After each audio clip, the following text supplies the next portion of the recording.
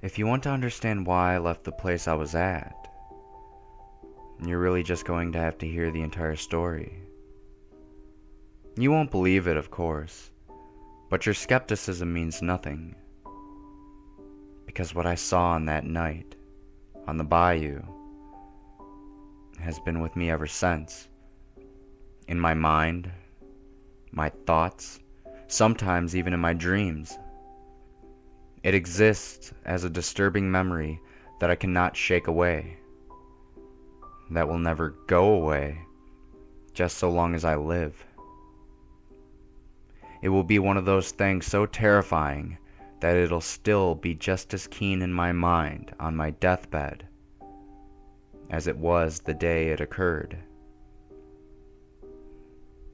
But whether or not you believe me, I'll tell it to you anyway, if not only to serve as a warning, a plea for caution, if you ever find yourself near the swamps late at night.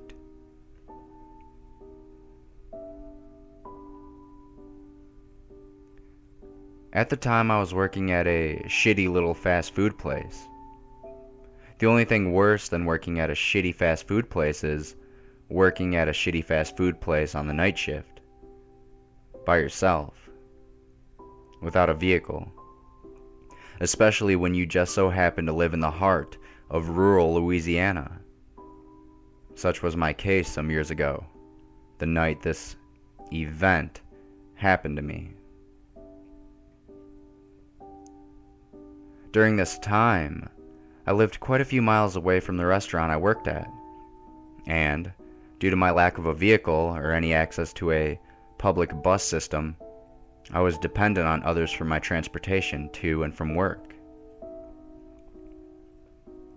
One night, after a busy evening of serving customers, I closed the store and locked up the restaurant. When I phoned for my ride, nobody answered.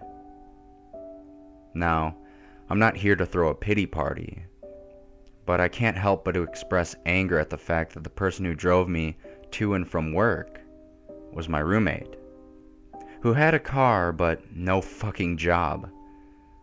And I was basically the only person in our house who paid the rent at this time. And this loser had the carelessness to fall asleep, leaving me with no fucking option but to walk. Again. This was not the first time that this had happened. The first time this happened, it took me an hour and a half to get home, walking briskly. And to those of you who have never been in the rural region of Louisiana, you have no clue. Here we have what is called a bayou. It's basically a swamp.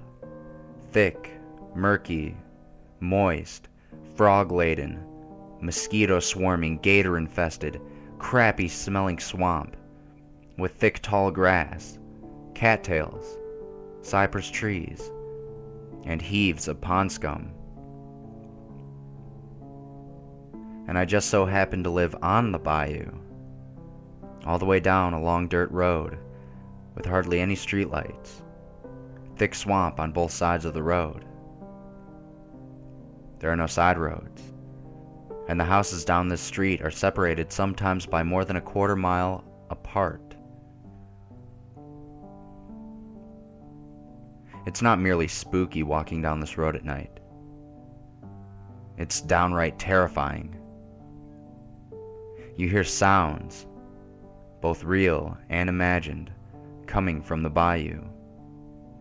Chirping, croaking, howling, grunting animals, the rustling of leaves in the canopy of the cypress tree, and the splashing of water from underneath them.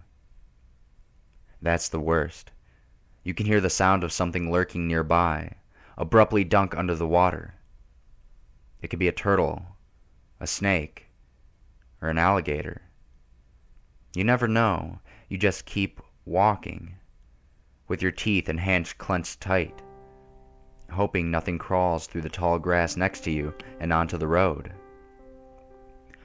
Or Even worse than the subtle dunking sounds, the sudden splashes that happen when you're walking and you scare a toad or a frog and it jumps into the water. The sound makes you almost shit yourself as you begin a running spree that lasts about 3 seconds before you realize what it was.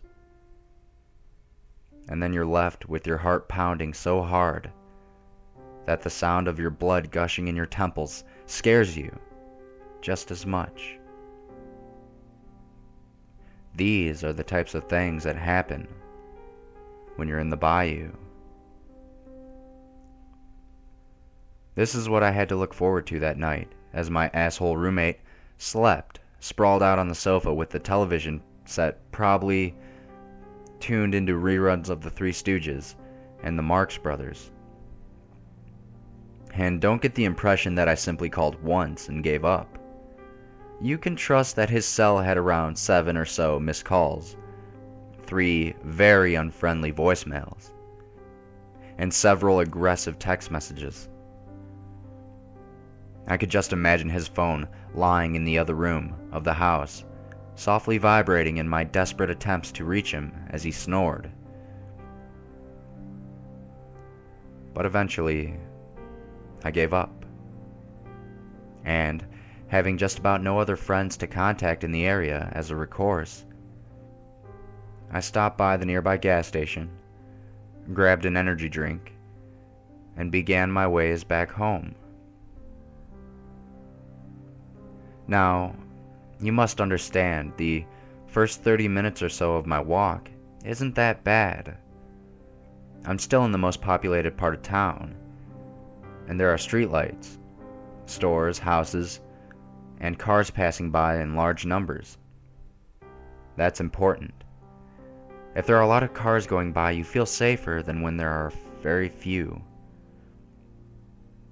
Because when there are only 1 or 2 cars that pass you by every 3 minutes, that means that there could be a psychopath in one of those cars, and they may have enough time to stop by and murder you without being caught.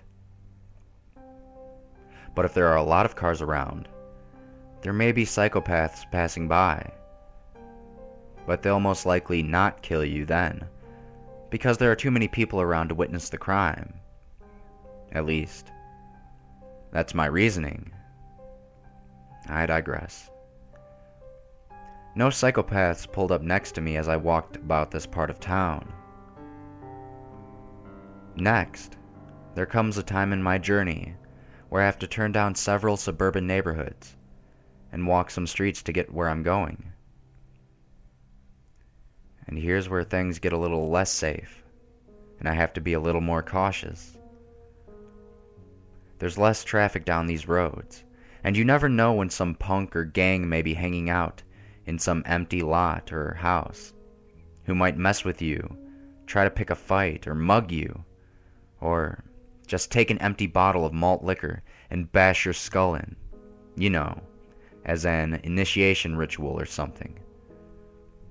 These are the thoughts that go through my head as I walk this region, and they keep me on my toes until I reach the point where the houses become fewer and fewer, and the bayou begins.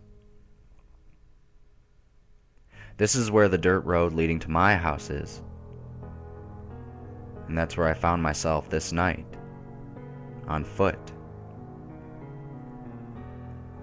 I look down the narrow road. You can only see so far before it fades into misty darkness.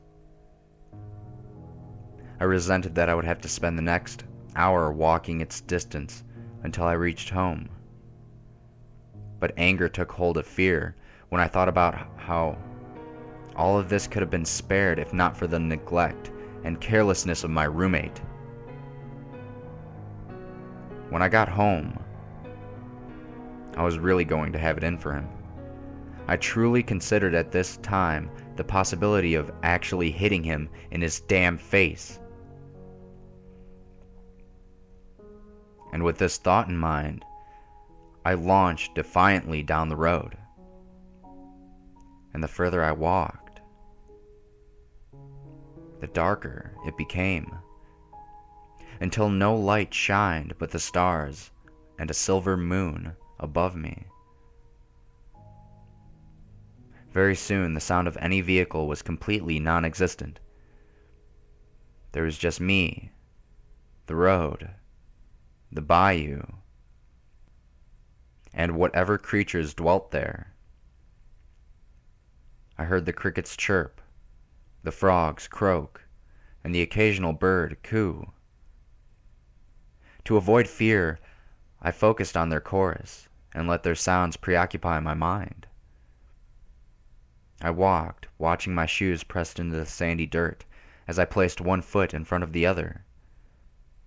I would count my steps until I reached 100, and then I'd begin again. I tried to lose myself in the repetition. My shoes became damper and damper, and I felt the soles of my feet become moist. I stopped counting to ponder whether I should smack my roommate with a wet sock. But my thought was interrupted when I glanced up for a moment and saw that I was not alone on this road. A sharp panic seized my heart, and I became very nervous. A long distance up ahead of me, I could discern the soft silhouette of a figure. It was so far away that I couldn't tell whether it was moving ahead or in my direction. I froze, and I could feel the blood gushing in my temples once more. What were the chances of there being some malicious punk wandering this street at night, looking to rob me or pick a fight? This was the reassuring thought I had as I tried to convince myself that I was safe. I tried to keep calm, to not let my nerves get the best of me. I mean, whoever this was probably was just as frightened of the prospects of me as I was of them, if they had already detected me, that is. I didn't know what to do. Run? There were only two directions. Continue walking? What were the risks? As I stood there, I saw that the figure was indeed moving in my direction, and its form was becoming more defined. This was the time I began to notice how awkward it was moving. The figure didn't walk normally. It didn't bob up and down like how a normal person looks like as they walk. What was coming towards me, it would seem from my perspective, moved in short, quick, jerking movements. And I could see from what light was present how its twitchy limbs projected from its torso. How it was getting closer. How its head stuck out from a neck that was longer than any human neck should be. How at this time, I could now faintly hear noises that it seemed to make, the sound of suckling, how it was moving quicker, how its face lifted, and I could see its eyes glare like glowing yellow beads, how these wide, beady eyes locked onto mine, staring at me. And how it stopped, and how we were both there, motionless, yards away, looking at each other. Then it let out the most ungodly, inhuman screech I have ever heard, like a pig being gutted. It squealed violently, and the sound reverberated through the bayou. The chirping and croaking of crickets and frogs stopped. Everything stopped. The rumbling and humming was all that could be heard afterwards. The rumbling and humming of a motor ahead, a vehicle speeding towards us, tires racing loudly. The thing in front of me hunched over and turned to see the headlights beaming our way. It hissed, getting down on all fours, only pausing for a moment to turn back towards me, gawking at me with its wide eyes, before crawling hastily into the swamp. The vehicle that scared the thing away was my roommate's car.